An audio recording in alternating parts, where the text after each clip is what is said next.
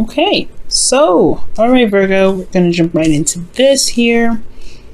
Just want to make sure you guys are able to see other cards. Your underlying energy, guys, is the Ten of Cups, which is awesome. So this is really talking about family, completing of an emotional cycle. For a lot of you guys could be really seeing the rewards of it happily ever after. Underneath here, you guys have the Five of Swords. So there was a lot of work going through this. I think there was a lot of change, a lot of conflict. There's a lot of focusing on what it is that you wanted, and I feel like you being selfish resulted in something that maybe you can actually truly feel happy about, right? This is something that is the result of your emotional manifestation, usually, because it's right after the Nine of Pentacles or Nine of Cups. So with that said, I do feel like for a lot of you guys, this could be indicating family. There could have been a bit back and forth with family, but I do feel like this is talking about your happily ever after, right? This is really indicating what truly makes you happy, this ending of a cycle emotionally, if it's not something that's necessarily 100% happy, okay? So with your current state of being, you guys have the Ace of Wands. So I feel like y'all are excited and ecstatic to start something new. I think there is probably a kindling of an old flame, because the Ace of Wands can indicate rekindling of an old flame, okay? But this could also indicate that there is this exciting new beginnings. There's a lot of passion being initiated here. Things could be happening a little fast, but I feel like there's just a lot of excitement in this energy right now. Where you guys want to be? Well, you have the Six of Cups. The reason why I'm definitely saying that there could be a rekindling of an old relationship is because perhaps you guys want to reconnect with someone from the past, or you guys may want to reconnect with a connection that you have with someone already currently that you have with someone in the past. Okay, so you may want to feel a certain way that you have felt for this person before, maybe a stronger bond, maybe to reestablish a sort of bond, or maybe you guys really want a soulmate connection. But I feel like you guys either want somebody from the past back, somebody that is currently with you, or somebody that's probably, you may not be with at this time, but you may want to reconnect with this person. But the thing that's keeping you from reconnecting with the Six of Cups energy is the High Priestess. So the High Priestess could be talking about trusting your intuition, following your instincts, but there could be some information that you may not have access to yet. There's some hidden knowledge here that you may need to see or may need to hear, or there is something that your intuition is trying to warn you about. And the reason why the High Priestess is coming up is because of the Six of Swords. Perhaps there is some distance. Maybe this person is long distance, far away. But this could also indicate that there is a change, there's a shift in energy and shift in ways of thinking and doing something. Perhaps you guys have moved away, or there was some transition that has happened. And I feel like this change is what's left the kind of situation kind of blurry, kind of hard to see, really kind of hidden here. Now, for your best path to follow, I'm getting the King of Swords. For a lot of you guys could be dealing with an Aquarius. For a lot of you guys, this could be talking about someone that you feel is very intellectual, very intelligent, very good with their words, very, very helpful in regards to being available for advice. But I really feel like for a lot of you guys, maybe this could be consulting someone that can truly be of assistance in regards to someone that can provide you with advice. I don't think this is talking about getting a lawyer. I'm not getting any kind of law cards here, but that could be one of those things that you may want to, this could be something here. At Ten of Cups endings relationship here. Maybe you guys want to connect with somebody that is probably, you guys are trying to get a divorce, but I'm not getting that sense. Okay, for some of you it could happen, but it's not coming up strongly for me. I'm going to go ahead and pull a clarifier for you guys and see what the High Priestess could mean for you guys here, because it's not very clear for me. The Ace of Wands came up again. That's interesting.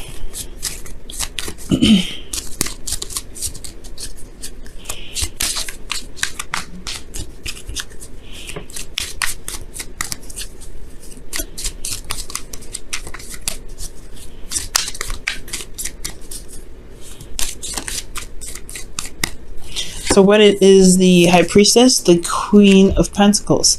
So you guys could be dealing with a Capricorn, Taurus, or Virgo, another Virgo here.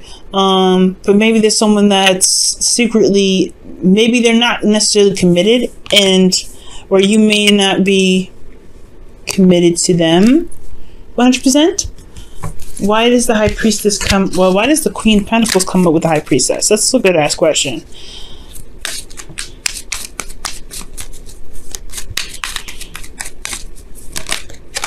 The Four of Wands. Okay, so yeah, this is talking about commitment here. I feel like there's somebody that's already committed to someone else. Maybe that you are wanting to connect with somebody from the past, but they're kind of already engaged, or in, not necessarily engaged in like physically engaged, but engaged in other prospects or projects or career paths or things like that. There could be something here in regards to someone not necessarily being emotionally available. So there could be that, right? But there is some sort of psychic connection here, but maybe there's just something here that you're not getting. There's some sort of blockage here. And that could be that one's communication, and two, that's just that they're not necessarily available because of some sort of change that happened in the past. Maybe there's somebody that moved away, someone that done something differently, someone that's, you know, that's changing their environment. Maybe you changed your environment, and then going back to them, you find them, they're not really necessarily available, or they're they blocked you from everything, or maybe they haven't really been communicating. But they're kind of like, it's ghost town for them. I'm not seeing the Seven of Swords, but it's the High Priestess with the Queen of Pentacles. Somebody is just probably not making the effort to show that they're willing to commit to a relationship right now. Now, the King of Swords is somebody that's coming up here in regards to your best path to follow. I'm going to pull a card for that too. Why is the King of Swords their best path to follow here?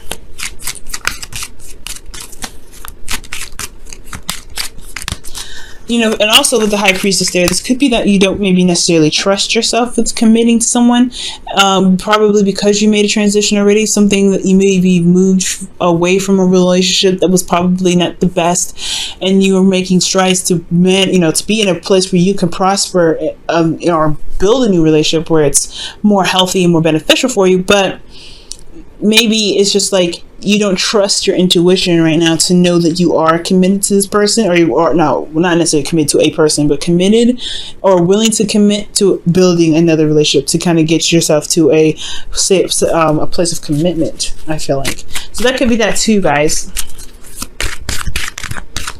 And I feel like maybe the King of Swords is to be very strict and very straightforward on your truth, if not necessarily a person. The King of Swords. Okay, so this is someone from your past here. So I feel like the best path to follow is indicating that maybe communicating with this person and talking to this person about how you feel about them, or feel about this connection. You have a soulmate connection with this person in the past, and this person is possibly an Aquarius, but okay, Nine of Cups is coming up. So yeah, your heart's desire is this person, this King of Swords here. So I feel like making it very clear for yourself, and very, being very straight up with yourself, and just figuring out what it is that you truly want. Do you want a relationship with this exact person, or do you want to be in a relationship again? Do you just want to feel love? Because if you just want love, that is perfect. Manifesting a person is not necessarily a good thing. You're disrupting free will. You're hijacking somebody, and they may not come to love you as you wish they would. You want to manifest love from how you feel, and I feel like the best way to do that is to know exactly what it is that you want in a relationship. That may be exactly what you want to do, but it's going to require you to trust yourself and to know what you want, and to trust your intuition, to allow yourself to be open to your emotions and allow things to flow through you, right? To be emotionally open. And I feel like for love, you guys are working. Maybe you guys are really focusing on your career paths, but you do want a sense of commitment. You want a commitment here, but you just don't know if you can really be emotionally open like that again, especially after such a difficult transition. Now, I feel like I said before, your best path to follow being the King of Swords is going to require you to know exactly what you want and to really stand by your truth, but also to really remember the last time that you've been in a relationship that's worked out for you, that's made you happy. This could be with somebody or someone that you know that you've had a good experience with, but maybe not have, it doesn't necessarily have to be a 100% successful relationship, but it can have instances where you felt very happy, that you felt very in love. So remembering these times can help you manifest a real relationship coming back to you, right? because you are feeling the vibration of your own happiness, right? So you know what you want. And I feel like just standing by what you want and feeling like you're as if your partner is there, right? Not necessarily the exact person, because you don't want to, like I said, you don't want to hijack someone's free will, but you want to manifest love to come into your life, and then the right person will come to you. And you may be surprised. It could be the person that you want, or it could be somebody that you didn't even see coming, but they just fit the exact profile of what it is that you guys are looking for. Now, in your feelings, you have 7 of Pentacles. This is where it's coming in at, right? 7 of Pentacles is like you're not necessarily sure if you could commit to another relationship, considering how painful, how difficult it was for you to transition from the last situation. So you guys are having to go through, certain situations in yourself where you're having to kind of look at your circumstance, look at your past, and say, okay, is this something that I really want to go ahead and delve into? You've been through a lot, and you've done a lot of work already. It's almost like that kind of the negotiation or last conversation with yourself before you're completely committing to it and going for it. So I feel like right now you guys are not necessarily sure about whether or not this is something that you truly want to actually commit to, a relationship or building something that's long-term with somebody again. But in your hopes and fears, you want to release old things. You want to release certain things. You want change, right? You want to transition. Six of Swords is, in a sense, is a transition. However, it's more of a, it's nothing as serious as death. And I feel like you guys want change, but you're also afraid of the change. It's releasing those things that, kept us sane for a while and really just kind of held us back from being able to manifest. But that's also a good and a bad thing, right? Just like, we're human beings. We're afraid of change, but we want change. And I feel like for a lot of this, you guys want to release something, some old ways, or some past pains and some past disappointments, something that's keeping space for you to really manifest something. Maybe this, like I said before, trusting your intuition and trusting your heart and being open to love. Maybe that's just kind of scary for you right now, but you do have the strength to be able to manifest what it is that you want. You just have to believe that you can have it again. Now, for your outcome, you have the Chariot. Now, I like this. This is talking about victory, but this is also one victory that is going to require effort because you're having to balance your head and your heart. So as long as you maintain yourself and keep things balanced, keep things afloat, constantly trying to be open emotionally, having your heart open, that's going to be a little bit of effort, right? To having to constantly make sure that you are trying to allow love to come in while you're also releasing things that keep you from being able to manifest love.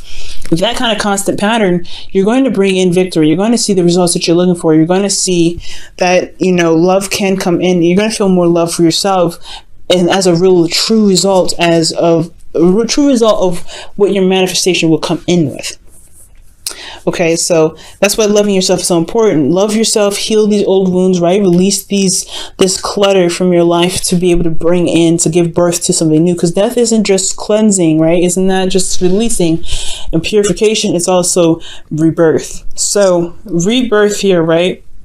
Making space, constantly making the effort to be emotionally open, constantly making the effort to allow, to release those whole situations where you've built up that wall to kind of keep yourself safe. It's good to have boundaries, but when you start to restrict the things that you're trying to manifest, there has to be some sort of cutting away at certain branches that may not be serving you the best purpose. Okay, now we're going to go ahead and pull you guys your oracle cards for the week. We're going to pull your romance angels first and see what comes out for you guys. Okay, and the card for you guys is new love. A new person has stirred your romantic feelings. And then it makes sense, right, for somebody to come in to really kind of question whether or not you can be open to love again, to be, to have this feeling of being with somebody and committing to them. You've been through something pretty hard. But and this could even be with the person that you're currently with. It's recommitting to them and recommitting to the relationship, if you can truly do that. But I really feel like if you really love them and you really want to make things work, you can make it work, Virgo. That's the beauty of it. You can make it work. It's just going to require you to release some things that may not have been too great for you in the past in regards to the relationship, so you can have the happiness that you deserve, which is this 10 of Cups as your underlying energy, because everything's all circling around to your happily ever after, what you believe your happily ever after should be. And you can make it happen. You just have to believe in yourself that you can do it, and trust that you can manifest that. But you have to be open, of course. All right, and you guys have do something for someone else. Give your attention to someone else. Okay, so I really feel like building time, spending time with this person, right? Getting to know them to really figure out whether this is a relationship for you or a relationship where you can truly be committed to. That is the best way to really decide whether or not you can, bring in this new love, right? If this is the new love that you're looking for, if this is the happily ever after that you can, that you've been envisioning, that you've been wanting for a while, that you dream or want to manifest. So giving your time to someone else really talks about getting to know them, putting, all of your time, well, not all of your time, putting all of your focus onto them to really understand who they are for you, right? Because we do everything for ourselves. You have to figure out what they do for you, or what they are, who they are for you. And when doing so, I feel like things would be able to kind of snap into place as well.